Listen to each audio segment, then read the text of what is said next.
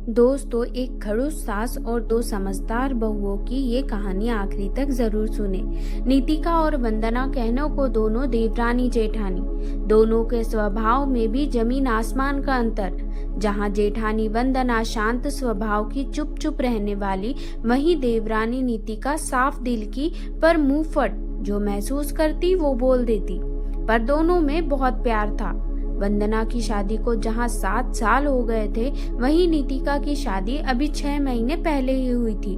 दोनों की सास विमला जी, जो सास का मतलब ही हुक्म चलाना और बहुओं की बुराई करना समझती है, उनकी नजर में सब काम करने के बाद भी उनकी बहुएं कामचोर है।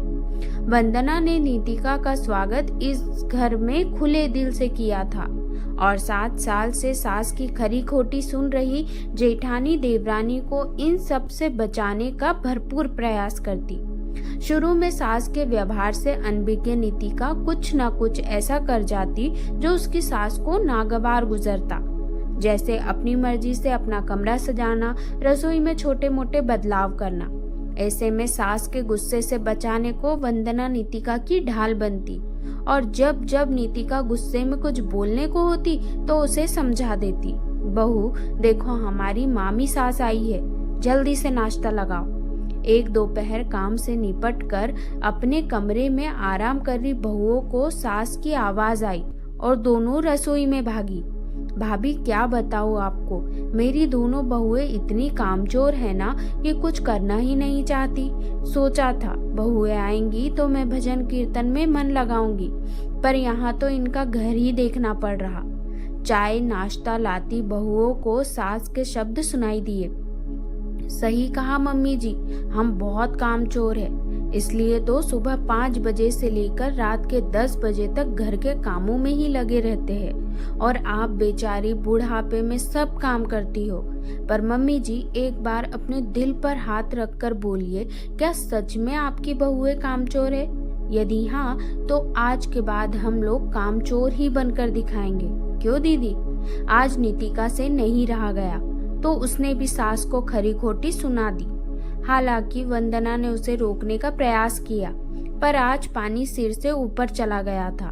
अरे भाग्यवान, कुछ तो शर्म कर, बच्चियां दिन रात काम में लगी रहती है और तू उनकी बुराई ही करती रहती है। अगर वो कामचोर होती तो तुझे यूं बैठकर उनकी बुराई का वक्त ना मिलता।